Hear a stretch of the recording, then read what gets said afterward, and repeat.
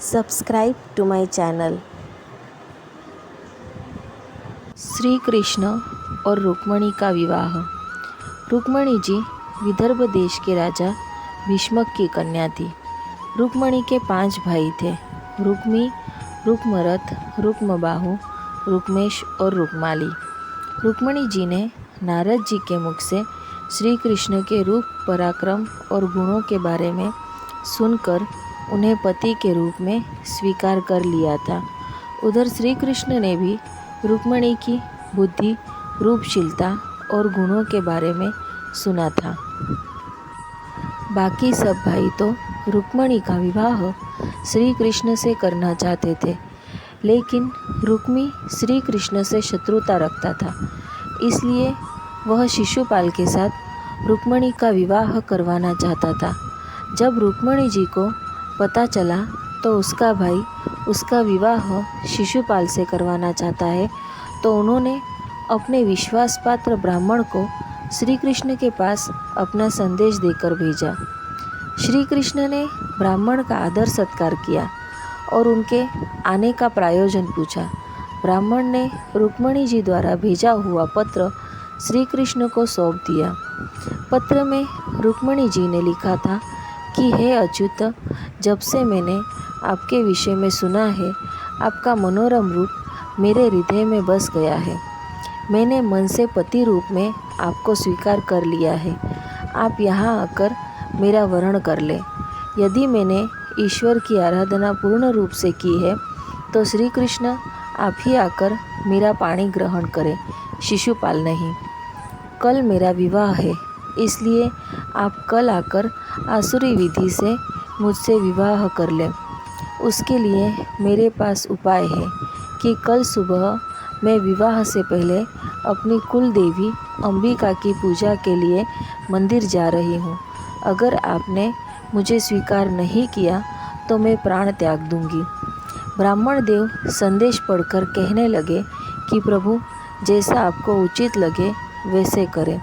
श्री कृष्ण ने ब्राह्मण को आश्वासन दिया कि मैं आपके साथ चलूँगा। श्री कृष्ण ने राजा उग्रसेन से आज्ञा दी और सारथी दारुक को रथ तैयार करने के लिए बोला। श्री कृष्ण रथ पर सवार होकर एक ही रात में वहां पहुंच गए।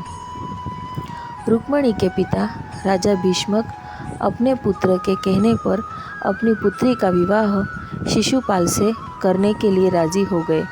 इसलिए शिशुपाल बारात सजाकर कुंडीनपुर पहुंच गया।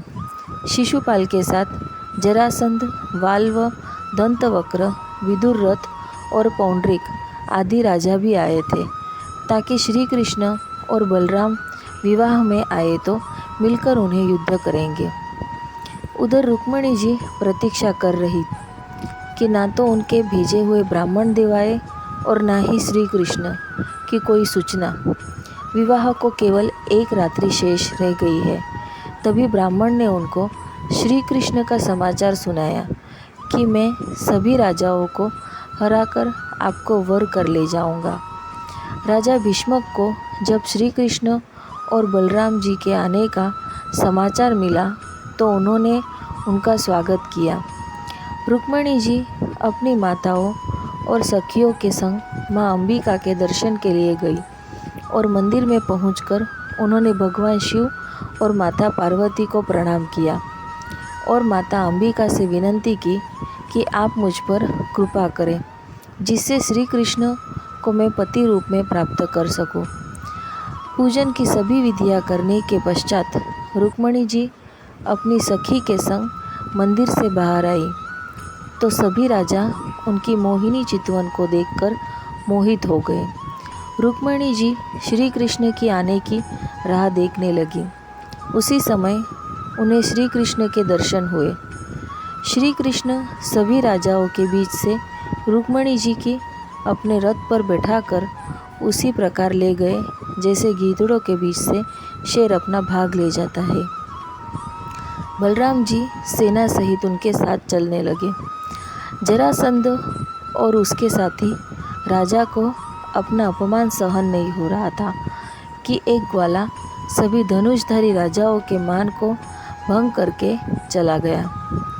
मार्ग में रुक्मिणी जी को चिंतित देखकर श्री कृष्ण कहने लगे कि आप चिंता ना करें, द्वारिका पहुंचकर हम वेद विधि से विवाह करेंगे। और रुक्मिणी जी को अपनी माला पहनाकर शंख ध्वनि की, जिसे सुनकर सभी राजा श्री कृष्ण की ओर दौड़े। बलराम जी ने शत्रुओं की सेना का नाश कर दिया। रुक्मिणी जी का भाई रुक्मी श्री कृष्ण के साथ अपनी बहन के आसुरी विवाह के कारण क्रोधित होकर श्री कृष्ण के पीछे गया। उसने प्रण किया था कि रुक्मिणी जी को लौटाए बिना और श्री कृष्ण को मारने बिना कुंडनीपुर में प्रवेश नहीं करूँगा। रुक्मी श्री कृष्ण के सम्मुख पहुंचकर श्री कृष्ण को कहने लगा कि तू तो छलिया है और मेरी बहन को चुरा कर ले जा रहा है। आज मैं तुम्हारे घमंड को चूर करूँगा। और श्री कृष्ण पर बाण चलाने लगा। श्री कृष्ण ने उससे धनुष को काटकर उसको बांध लिया। फिर उसने दूसरे धनुष को हाथ में लिया तो श्री कृष्ण ने उसे भी काट दिया। फिर वह अन्य शस्त्रों से प्रहार करने लगा तो भगवान ने उनको भी काट दिया। भगवान ने जब रुक्मी को मारने के लिए शस्त्र उठाया तो रुक्मिणी जी उससे करुणामय विनय करने लगी कि प्रभु, यह मेरा भाई है, इसलिए इसे ना मारे। रुक्मिणी जी की करुणा विनय सुनकर श्री कृष्ण उसे वस्त्र से रुक्म को बांध दिया और उसकी मूँछों और सिर का मुंडन कर उसको करूप बनाकर छोड़ दिया। जब बलराम जी ने रुक्मिणी जी की करुण दशा देखी तो उन्होंने रुक्म को बंधन मुक्त कर दिया और श्री कृष्ण से कहने लगे कि तुमने बहुत बुरा किया है, क्योंकि अपने संबंधी की दाढ़ी मूछ काटकर करूप बना देना उसको मारने के समान है। उसके पश्चात बलराम जी रुक्मिणी जी को समझाने लगे कि अपने भाई के करूप होने का दोष तुम हमको मत देना, क्योंकि वह अपने कर्मों का फल भुगत रहा है। फिर श्री कृष्ण से कहने लगे कि अगर संबंधी मारने योग्य अपराध करे तो भी उसे छोड़ देना चाहिए। इस प्रकार बलराम जी ने श्री कृष्ण और रुक्मिणी जी दोनों को समझाया।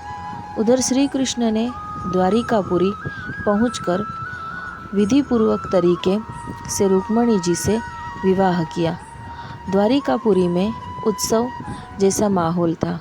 पूर्ण नगरी को सजाया गया। जो भी श्री कृष्ण और रुक्मिणी जी के इस प्रसंग को पढ़ेगा या फिर सुनेगा, उन्हें श्री कृष्ण की भक्ति प्राप्त होगी।